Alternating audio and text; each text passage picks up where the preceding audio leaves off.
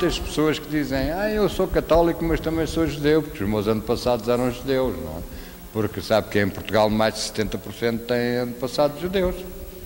Se não for o avô, é o bisavô ou o trisavô, não é?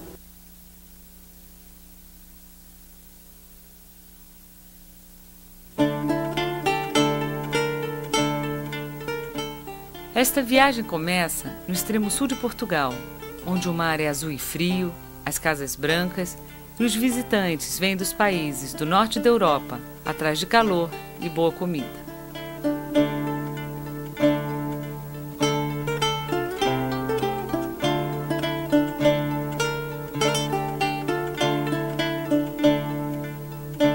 Chegamos atrás de algo diferente. Num misto de expectativa e curiosidade, entramos em Portugal por terra, vindas de Sevilha, na Espanha. Quem sabe, fazendo o mesmo trajeto que há mais de 500 anos fizeram milhares de homens, mulheres e crianças em busca de um lugar onde pudessem simplesmente viver.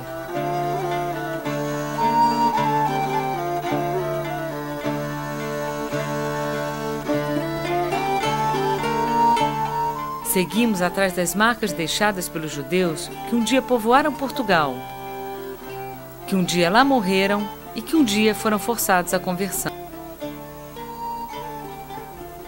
Normalmente aquelas pessoas com apelidos de árvores, os carvalhos, as nogueiras, as pereiras, as oliveiras, os silvas, e não só, pois há os caetanos, Pessoas, Amorins, Rodrigues, Lopes, Cardoso, Sousas, Nunes, Mendes, Azevedos.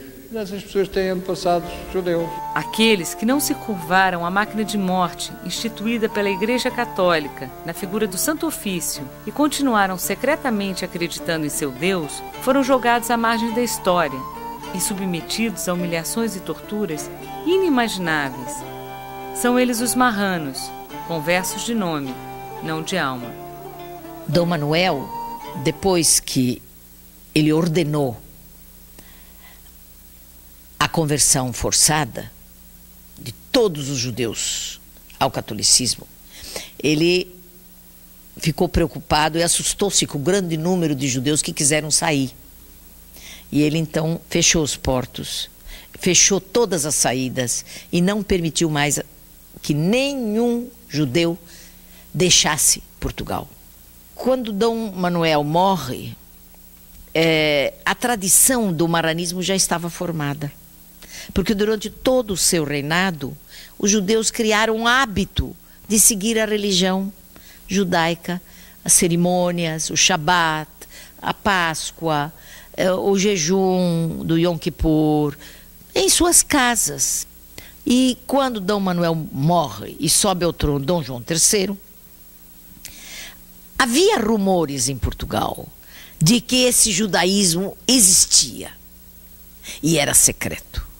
E foi alegando este crime que Dom João III pede a Roma, ao Papa, autorização para estabelecer um tribunal em Portugal. Até que em 1536, depois de grandes lucros e presentes e dádivas e heranças que a Cúria Romana recebeu, o Papa autorizou o estabelecimento do tribunal. E em 1536, o tribunal foi oficialmente estabelecido em Portugal. E ele persistiu durante 285 anos. E foi abolido apenas no século XIX. Passados mais de 500 anos, as marcas da herança judaica em Portugal estão presentes em mais lugares do que se supõe. Só que é preciso correr atrás delas, literalmente, já que estão incorporadas à arquitetura e ao cotidiano. E em Portugal dizemos azeite. Sabe como é que se diz em hebraico? Zait. Temos uma palavra portuguesa com origem na mezuzá. Mesura, fazer uma mesura. Casas que no passado constituíram as judiarias, bairros onde os judeus viviam segregados, hoje são habitadas por portugueses que pouco sabem da história adormecida em suas paredes. Faro, capital do Algarve, chegou a ter uma comunidade com 60 famílias no final do século XIX. Hoje, o único resquício da presença judaica é o pequeno cemitério, inaugurado em 1838 e reformado em 1993.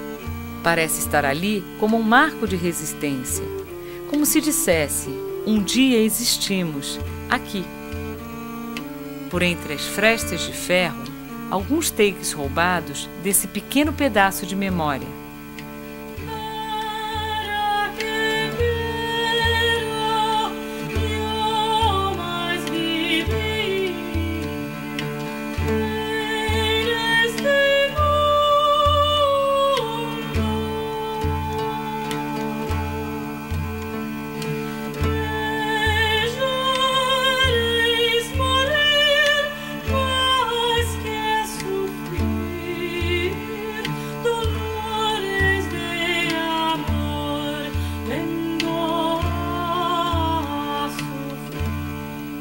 Deixamos a costa e adentramos o país pelas planícies do Alentejo.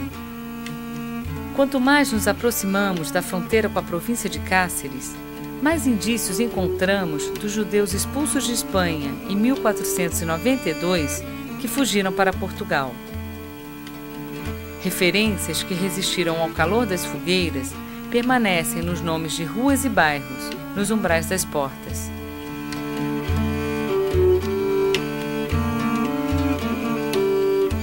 Um olhar mais atento identifica as ranhuras onde um dia repousaram mezuzais que guardavam os lares judaicos. Foram arrancadas. A conversão forçada obrigava os judeus a deixarem outra marca em suas portas: cruzes gravadas na pedra. Passaram a ser chamados de cristãos novos. Dom João II fez uma coisa mais horrorosa ainda. Ele mandou tirar todas as crianças de 2 a 10 anos dos pais judeus e mandou todas essas crianças para a ilha de São Tomé, que eram chamadas as ilhas desertas, que eram desabitadas, onde ele mandava os piores criminosos, e uma ilha onde só havia répteis e animais selvagens. Samuel Usque, um dos cronistas judeus do século XVI, ele conta que essas crianças foram comidas pelas feras. Mas esse fenômeno de tirar as crianças é muito comum na história de Portugal. Não foi só Dom João II, Dom Manuel também. Ele mandou também tirar as crianças até os 14 anos dos pais e para serem criadas pelas famílias cristãs. Às vezes a gente fica até pensando por que as mães judias são tão histéricas. Mas se a gente for recapitular a história, a gente vai encontrar vários fenômenos que podem fundamentar esta histeria da mãe judaica. Que em vários momentos da história nós encontramos a vingança feita com as crianças. Em vários episódios da história. 1,5 milhão de crianças morreram no Holocausto também. Não é? Quer dizer que você vê que violentar o amor materno foi das expressões do antissemitismo.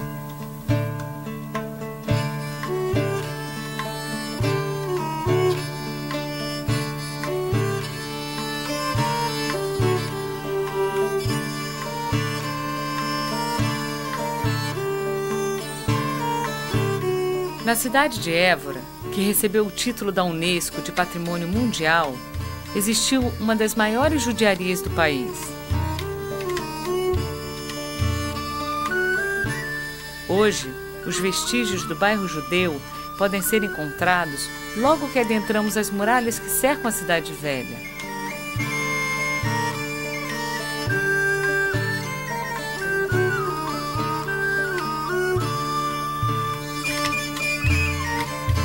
Andando mais um pouco, nos deparamos com o local onde teria existido uma sinagoga.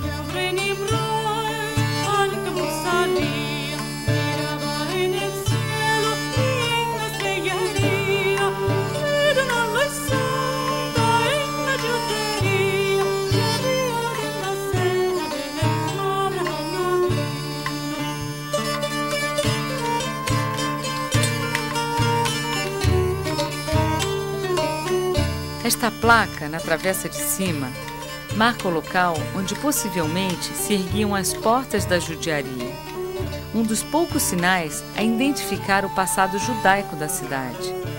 Curioso que esses resquícios sobrevivam há centenas de anos, como que perdidos na paisagem. Os habitantes pouco sabem deste pedaço da história e vamos descobrindo os locais, por obra do acaso e sorte. Em frente ao Museu de Évora, ergue-se o edifício onde um dia funcionou o Tribunal da Inquisição e o Palácio do Inquisidor. Sobre a porta resiste o escudo da Inquisição, a cruz ladeada pela espada e pelo ramo de oliveiras, entre a cruz e a espada. Quem aceitava a cruz ganhava o ramo de oliveiras, quem negava ganhava a marca da espada.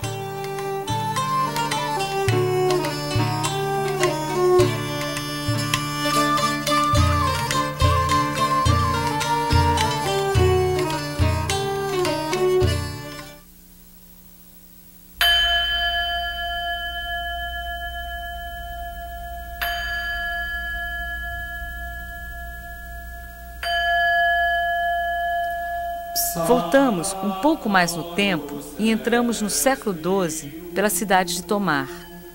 A cidade foi sede da mais conhecida organização militar religiosa da Idade Média, os Cavaleiros Templários.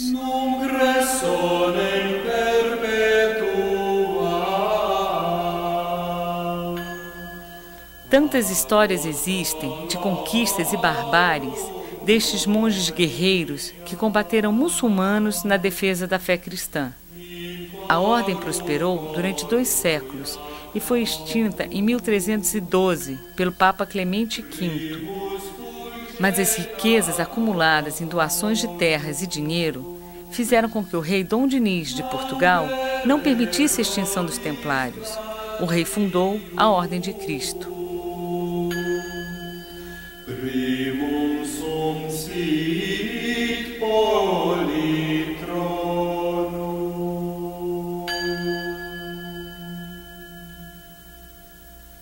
No Castelo de Tomar ainda resiste a imponente austeridade dos Cavaleiros do Templo, com seus mistérios que até hoje fascinam milhares de pessoas no mundo inteiro.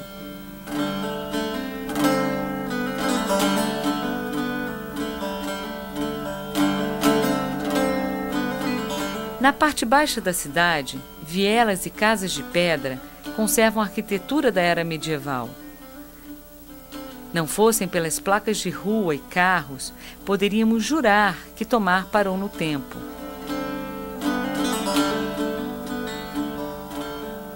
Os judeus chegaram por aqui no século XIV e logo se tornaram uma comunidade próspera. Construíram uma sinagoga entre 1436 e 1460, mas como em todo Portugal, também foram expulsos ou forçados à conversão no final do século XV, pelo Edito de 1496. Durante 5 séculos, a velha sinagoga foi profanada das mais diversas formas.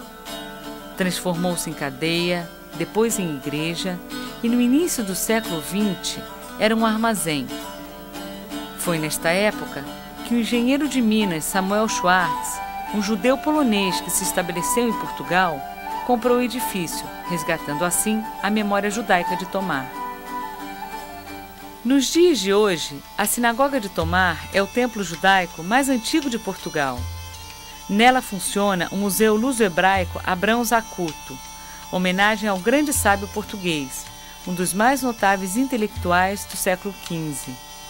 A sinagoga recebe milhares de visitantes todos os anos e se mantém em excelente estado de conservação graças ao empenho de um marrano que dedica sua vida a cuidar do templo. Luiz Vasco nos conta um pouco da história deste lugar sagrado. Foi construído por volta de 1438 e tem 4 colunas, porque normalmente os judeus sefarditas, mas mais os judeus portugueses, construíam sinagogas com 4 colunas em honra das 4 matriarcas, das 4 mães de Israel. A Sara, a outra a Rebeca, lá atrás as 2 irmãs, a Lia e a Raquel, que eram filhas de Labão e casaram com Jacó.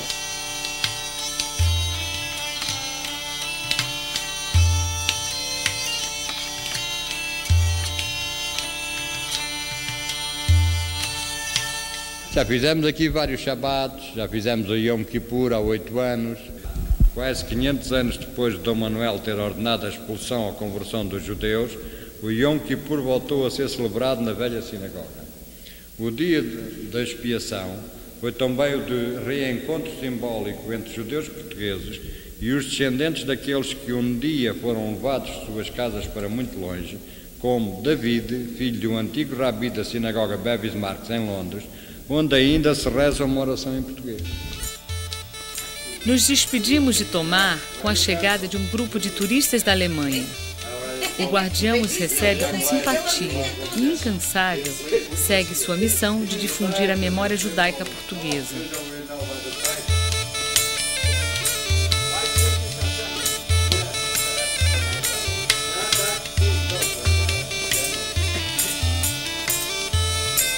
Tchau!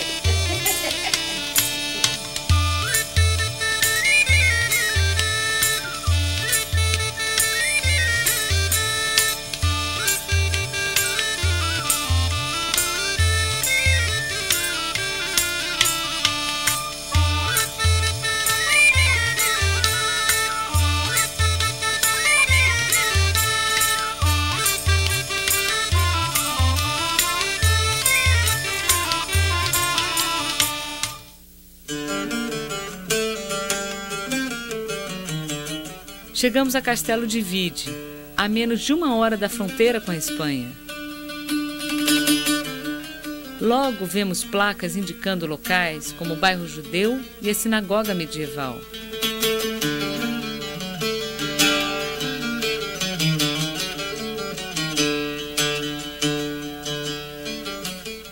Em Castelo, somos guiadas pelo acaso. Você é a Carmen? Carmen Balesteiros? Puxa, a gente estava te procurando. Em Évora. A professora Carmen Balesteiros é a mais importante autoridade em arqueologia judaica em Portugal. Chamo-me Carmen Balesteiros, sou professora na Universidade de Évora, no Departamento de História, e desenvolvo em Portugal um projeto de investigação sob o título Arqueologia Judaica em Portugal. Ou seja, por outras palavras, trabalho especificamente sobre os vestígios materiais da presença de judeus durante a Idade Média no território português. E, sobretudo, alguns vestígios têm a ver com pequenas marcas registadas nas ombreiras das portas, nomeadamente no que diz respeito às cruzes marcadas em ombreiras de porta nos bairros judaicos medievais como forma de cristianização desse espaço. Portanto, a minha investigação tem a ver com essas questões, vestígios materiais, espaços de vida e espaços de morte até 1496 e desde os vestígios materiais mais antigos da presença de judeus na Península Ibérica, que neste momento são do século II depois de Cristo.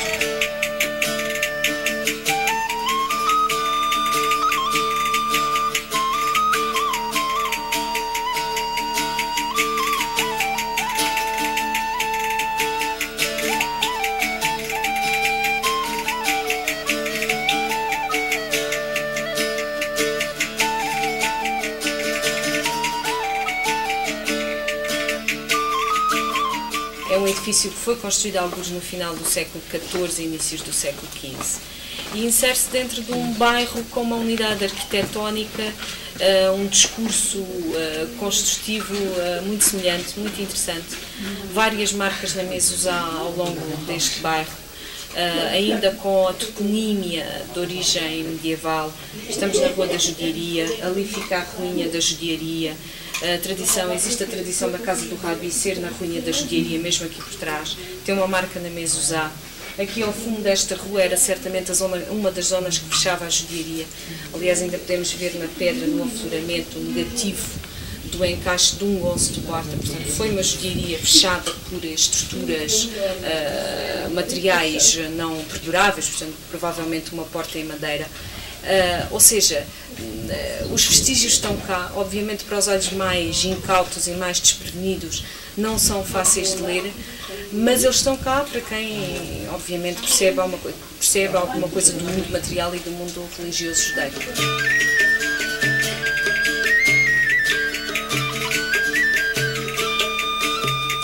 No final da conversa, um convite para atravessar a fronteira e conhecer em primeira mão sua mais recente descoberta, a Sinagoga de Valência de Alcântara. Em menos de 1 hora, chegamos ao nosso destino.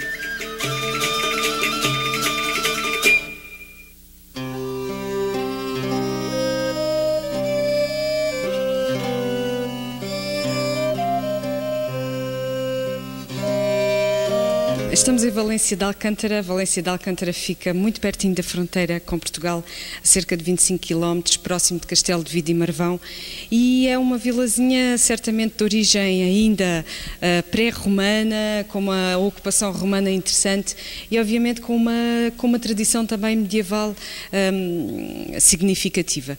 Há notícias da presença judaica aqui, pelo menos documental, desde o século XII, XIII, a comunidade judaica durante o século XIII era uma comunidade importante. No século XIV ela diminui um pouco em termos demográficos e talvez isso se compreenda obviamente pelas múltiplas perseguições, pelos movimentos antissemíticos do século XIV e depois do século XV.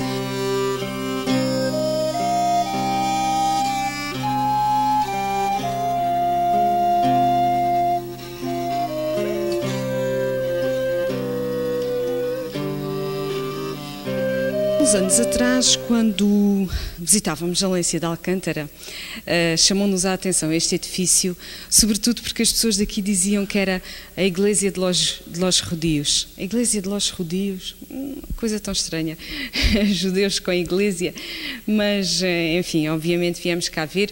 Nessa altura espreitámos apenas pelo buraco da fechadura e quando espreitámos pelo buraco da fechadura, porque era uma garagem, um sítio para guardar carros, deparámos-nos logo imediatamente com estas 4 colunas centrais, com este aspecto magnífico. Depois de termos conhecido a Sinagoga Tomar, é evidente que não podíamos ficar indiferente à arquitetura desta. Portanto, parece-nos que é uma sinagoga que obedece ao modelo sefardita de construção das sinagogas, quadrangulares, com cerca de 8, 9 a 10 metros por 8, 9 a 10 metros. Portanto, aqui nesta zona da Península Ibérica e sobretudo junto à Raia, há algumas sinagogas com esta dimensão, quadrangulares para o espaço de oração, retangulares para o espaço das mulheres, as 4 colunas centrais definindo a zona da Bimá e, portanto, é um espaço arquitetónico muitíssimo interessante.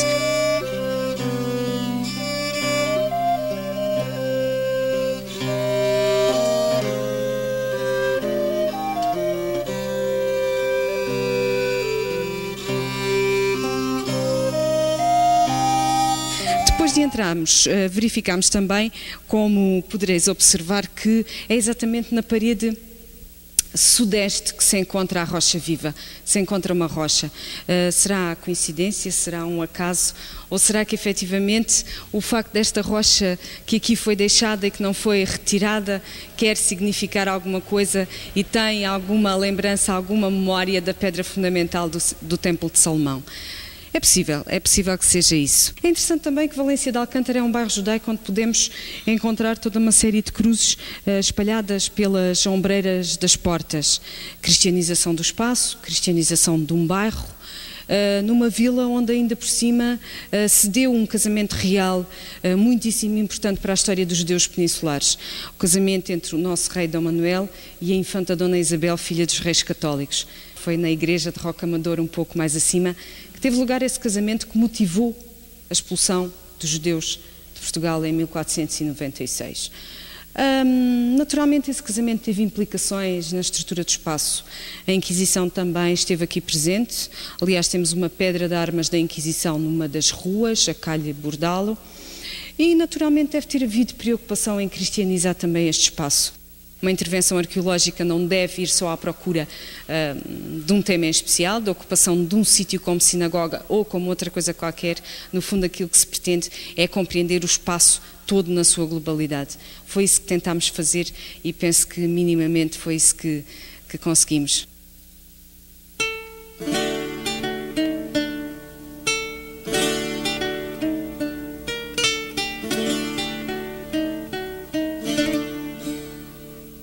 De volta ao território português, avistamos Marvão. A cidade impõe na paisagem ares de fortaleza.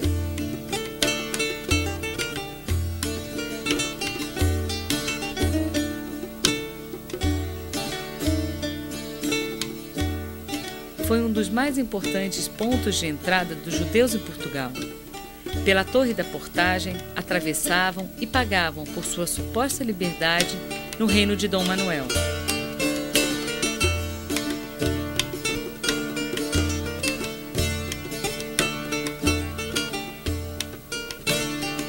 O número é bastante impreciso.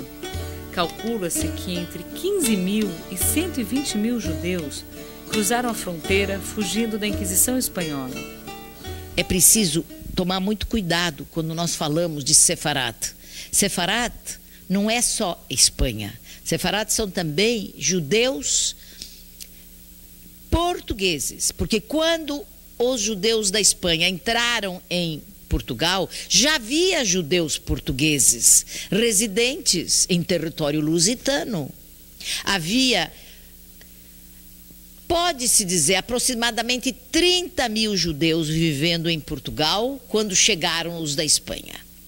30 mil a 50 mil. É impossível a gente precisar o número. Se chegaram 120 mil, ou digamos 100 mil, então, no mínimo, 150 mil judeus passaram a viver em Portugal.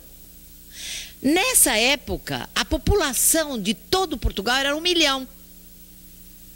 Então você veja, 15% da população seria de origem judaica, que vive nas cidades, que tem profissões importantes, que são cientistas, profissionais liberais, que são mercadores, homens ligados ao comércio internacional.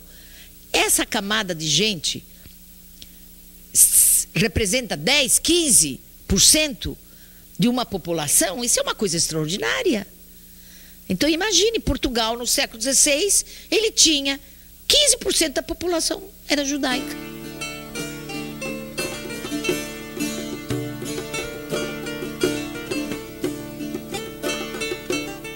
No Museu de Marvão, nos deparamos com resquícios arqueológicos do cemitério judaico da cidade. 2 lápides funerárias decoradas com a menorá. Peças como estas são extremamente raras em Portugal. Parecem ter sido enterradas junto com a história de um período de trevas da Península Ibérica.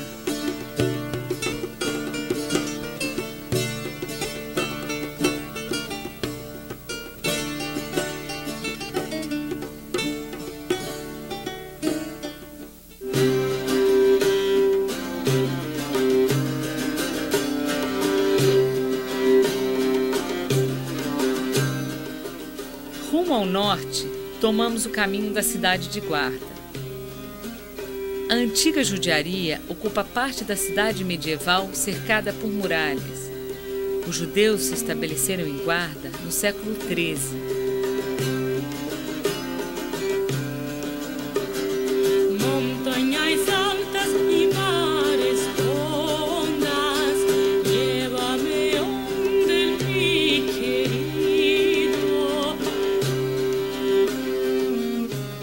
Caminhamos por ruas estreitas e casas de pedra, que parecem adormecidas no tempo.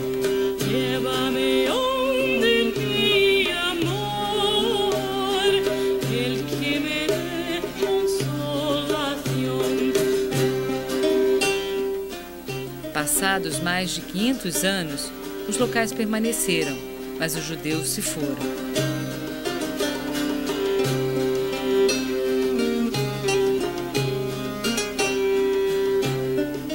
A casa onde funcionava o tribunal judaico é hoje uma residência, sem nenhuma identificação do passado.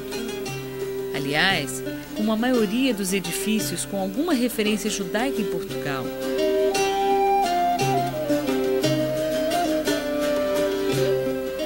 É preciso ter olhos atentos para descobrir as marcas da história.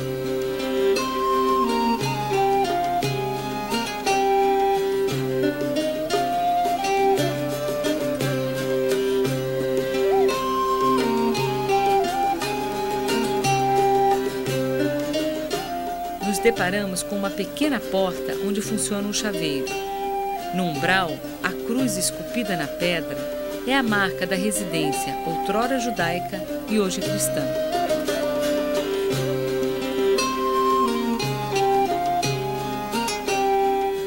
No fundo da loja, resquícios arqueológicos da presença dos judeus.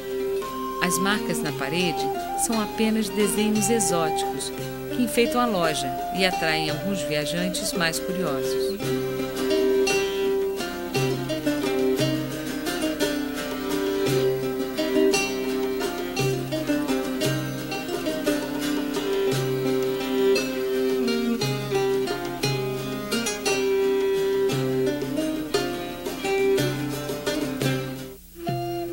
Seguimos viagem para Belmonte.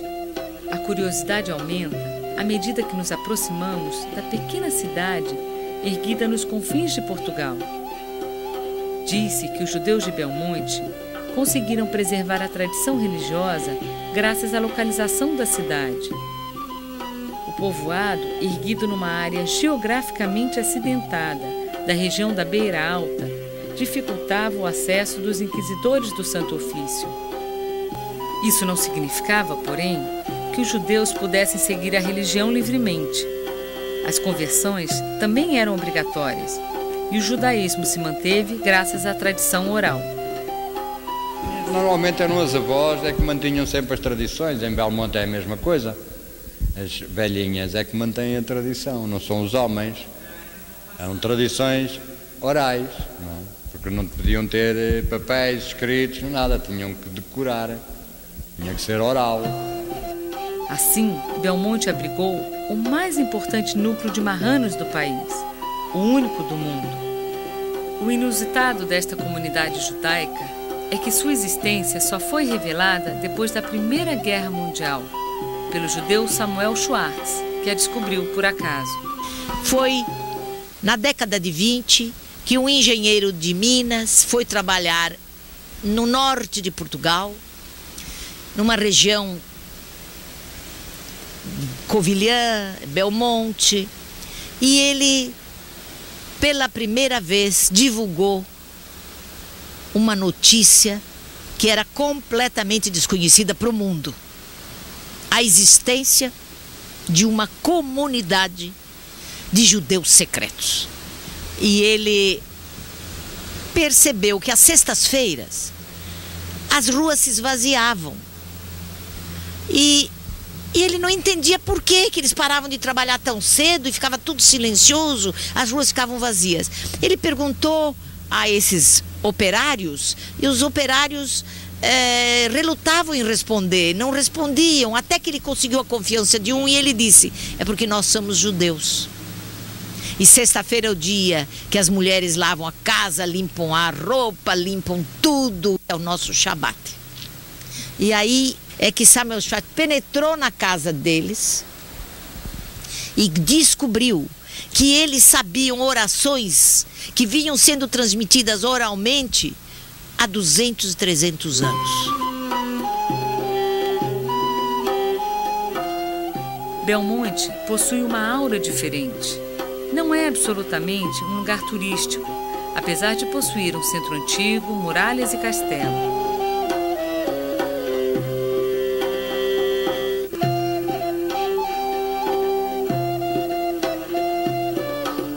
Também a cidade natal de Pedro Álvares Cabral, descobridor do Brasil e descendente de uma nobre família da terra.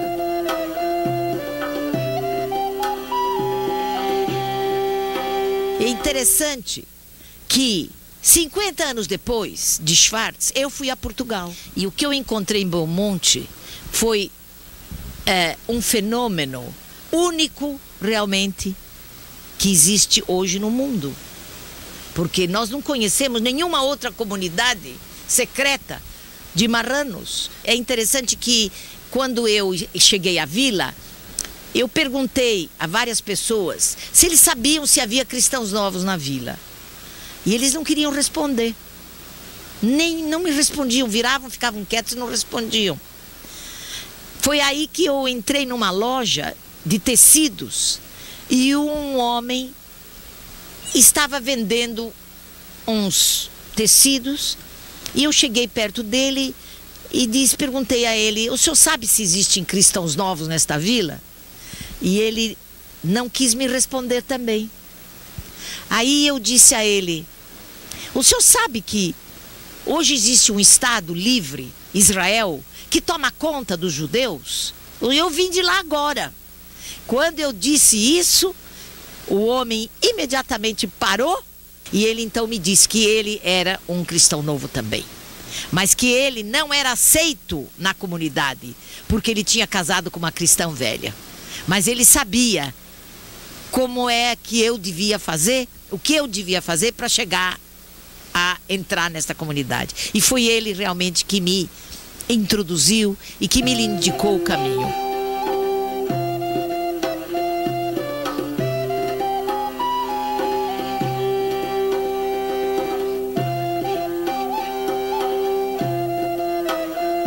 Foi muito interessante a minha estadia em Belmonte, porque eles não acreditaram em mim. E quando eu disse que eu era também judia como eles desconfiaram. E aí então chamaram uma velhinha que devia ter lá os seus 90 anos, e ela foi comigo para um quarto fechado, onde eu fiquei sozinha com ela, e ela me perguntou, fez então uma série de perguntas para saber quem eu era, antes deles confiarem em mim. E ela então me perguntou sobre as cerimônias judaicas. Quando morre alguém, o que a senhora faz? O Shabat, o que a senhora faz? No dia do jejum, como é que é? E ela começou a fazer uma série de perguntas para mim. E eu me vi muito embaraçada, porque eu respondi a todas elas, mas quando ela um momento me disse: então reza. Eu disse: bom, mas eu não posso rezar em português, porque a minha reza é em hebraico, é em outra língua. Ela falou: mas então reza. Aí eu rezei, mas eu não sabia rezar, eu não lembrava mais nada, eu só me lembrava de uma oraçãozinha que minha mãe tinha me ensinado quando eu era pequena, que eu devia fazer sempre antes de comer. Eu só me lembrava dessa pequenina oração. E eu falei essa oração para ela. E ela acreditou em mim. Ela abriu a porta, chamou todos os outros e disse: ela é uma das nossas. Em 1993, chegou à cidade um rabino vindo de Israel e a comunidade iniciou a construção da sinagoga Bet Eliyahu, hoje já aberta ao culto. Eles foram ajudados com dinheiro de judeus da França e judeus de outros lugares, judeus ortodoxos, que queriam mesmo que eles ficassem religiosos. Mas o que é interessante de notar, que apenas os velhos, muito velhinhos, é que ficaram pertencentes a este grupo da sinagoga dos ortodoxos. Eu estive lá 30 anos depois da primeira vez. Eu estive em 1965 e 30 anos depois eu voltei. E eu perguntei a eles: mas como? Aqui só vejo velhos. Onde está a juventude? E os seus filhos? E os seus netos? Onde estão? Ah, eles não querem saber disto aqui. Então aí eu cheguei à conclusão que o caminho percorrido para fazê-los retornar ao judaísmo foi um caminho errado. Se eles tivessem mandado professores de história que tivessem ensinado a história judaica, a história de Portugal, a história do que aconteceu em Portugal aos jovens, eu tenho certeza que eles teriam ganho para o judaísmo centenas de jovens. Na saída da cidade, encontramos o cemitério judaico, também recém-fundado.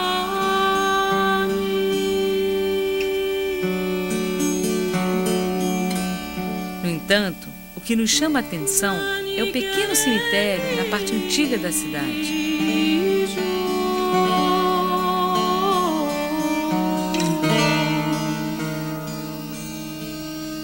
Entre mausoléus e túmulos cristãos, uma estrela de Davi.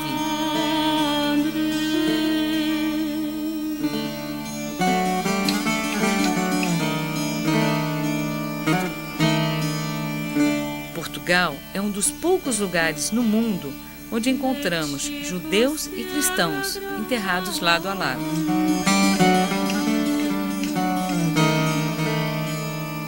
Fato curioso, mas não surpreendente, num país que possui 2 santos de nomes para lá de peculiares, Santa Esther e São Moisés.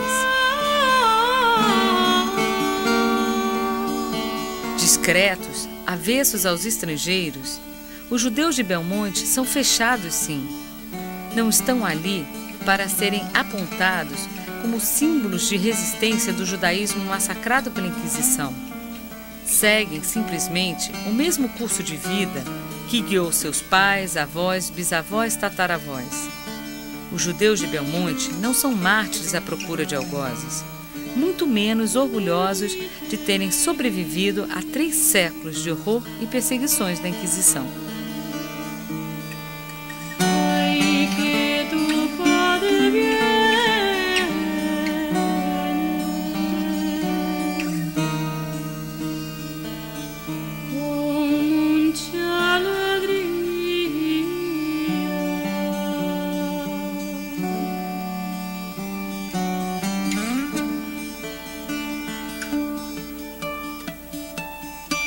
Foi isso que ficou daquela fantástica comunidade judaica de Portugal.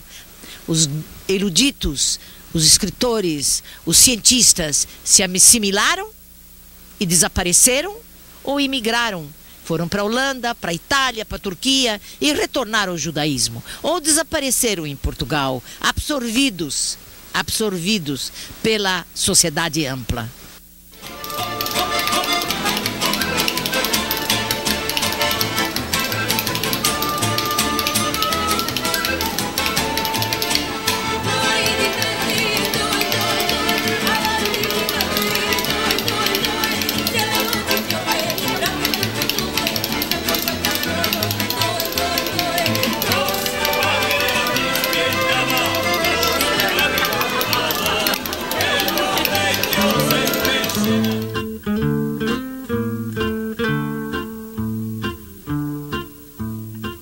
Chegamos à cidade do Porto, capital do Norte.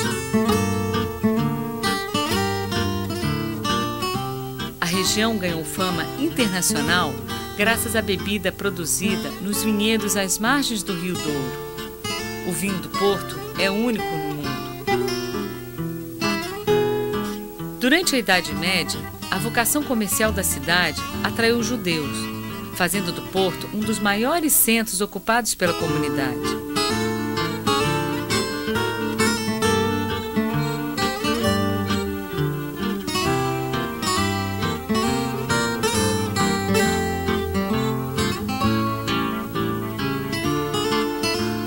Chegou a ter 2 bairros judeus. A velha judiaria localizava-se na atual Rua de Santana, próxima à Rua Escura e ao Largo do Colégio.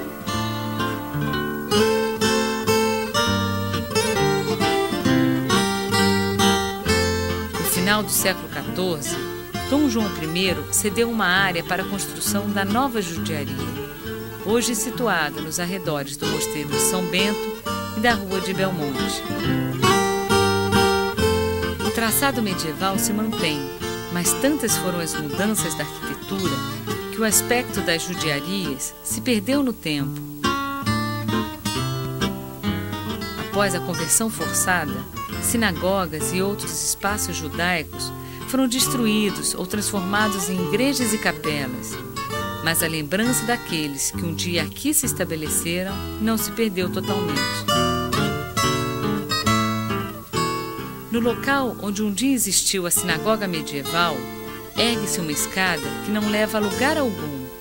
Ficou marcada graças à memória popular. É chamada de Escadas da Esnoga.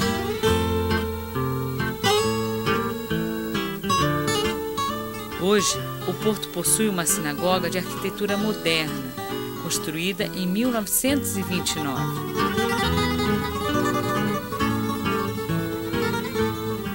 Às margens do Rio Douro, na região da Ribeira, fica a Rua da Alfândega. O local abrigava armazéns e casas comerciais dos judeus. A Apesar do antissemitismo nunca ter deixado de existir na Europa e, consequentemente, na Península Ibérica, antes de 1492, os judeus viviam em relativa tranquilidade em Portugal. Mantinham boas relações com as autoridades e o apoio mercantil e financeiro dos judeus do Porto de Lisboa foi de grande importância para a era dos descobrimentos portugueses. Tem se falado muito sobre o papel que os judeus representaram na época da formação do capitalismo comercial, no século XVII. E também o papel que os judeus representaram, os judeus sefaradins, na expansão da Europa para o Ocidente, isto é, para o Atlântico, para a América. É interessante lembrar que este papel, fundamentalmente, foi papel dos judeus portugueses e não dos judeus espanhóis. Quer dizer, os judeus de origem portuguesa, ou melhor, os cristãos novos, os portugueses de origem judaica, e não os espanhóis de origem judaica. Porque os judeus da Espanha que entraram em Portugal, eles acabaram se tornando portugueses. Passaram 3, 4, 5 gerações, eles eram portugueses. E foi como portugueses que eles atuaram no mundo. E em Portugal eles eram chamados portugueses de nação hebraica. E na Holanda eles eram chamados judeus de nação portuguesa. Afinal, os judeus não sabiam nunca o que eles eram. Se eles eram portugueses, se eles eram judeus, se eles eram laicos, se eles eram religiosos, eles sempre jogavam-se, atiravam-se os judeus para o lado que se queria.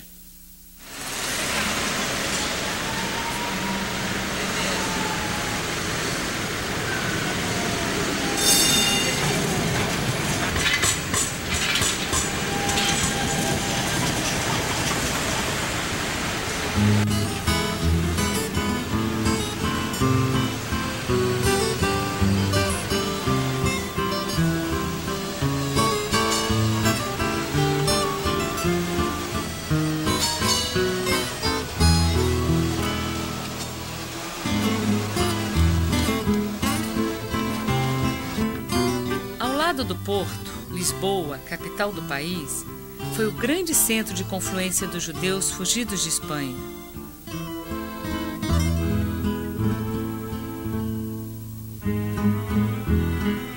Situada às margens do rio Tejo, a cidade das 7 colinas ainda guarda alguns testemunhos da história.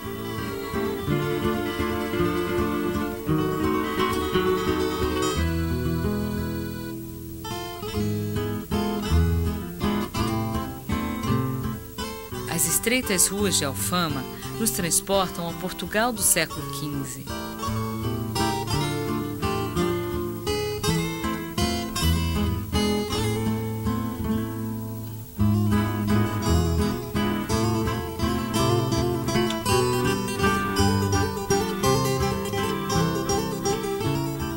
No número 8 do Beco das Barrelas, próximo à Rua da Judiaria, teria existido uma sinagoga.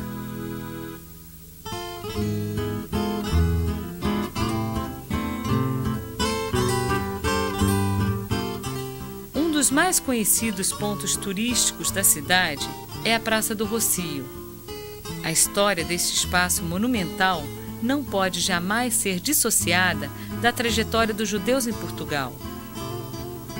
A praça foi cenário dos temidos autos de fé, cerimônias onde os judeus recebiam publicamente penas que iam desde a humilhação de usar trajes que os identificassem em qualquer lugar até a mais terrível das punições, arder na fogueira. Os autos de fé eram espetáculos de massa, era o divertimento, era o circo daquela época, onde, com a maior pompa, se realizava essa cerimônia de condenação aos hereges. Mas o que é interessante, que nesses autos de fé havia sempre um importante pregador, que ficava durante horas fazendo os seus sermões. E olha, interessante que nesses sermões, O que se acusava, principalmente, e o que se mencionava, não eram sodomitas, não eram homossexuais, não eram bígamos, não eram feiticeiras, eram os judeus. Não é aquele herege que praticou o judaísmo em segredo a quem o sermonista se dirige, mas ele se dirige contra todo o povo judeu. Quer dizer, um antissemitismo moderno. Não é o antissemitismo medieval que queria que todos os judeus se convertessem apenas. É o antissemitismo moderno contra o povo, contra a existência de um povo. Portugal tem hoje uma população de 8 milhões de habitantes. A comunidade judaica não chega a 3 mil pessoas. A maior parte veio do Marrocos, norte da África, e de países europeus. Chegaram em Portugal nos séculos 19 e 20, numa época em que os tribunais do Santo Ofício já haviam sido extintos e se podia constituir uma comunidade judaica em território lusitano. No entanto, no início do século XX, o regime monárquico proibia a construção de templos não católicos com fachada para a rua. A Sinagoga de Lisboa, inaugurada em 1904, foi erguida dentro de um jardim, com a entrada principal na lateral. Ainda hoje é pouco visível da rua. Em Portugal, os judeus não se dividem somente em asquenazitas, provenientes do leste europeu, e sefaraditas, originários da Península Ibérica. Tampouco em ortodoxos ou laicos. Em Portugal, o fator determinante da diferenciação foi o Santo Ofício. Encontramos de um lado uma comunidade que surgiu depois do fim da Inquisição. Judeus descendentes de imigrantes e retornados, que cultuam a religião abertamente e seguem tradições de 5.000 anos. Do outro, o fenômeno único do marranismo.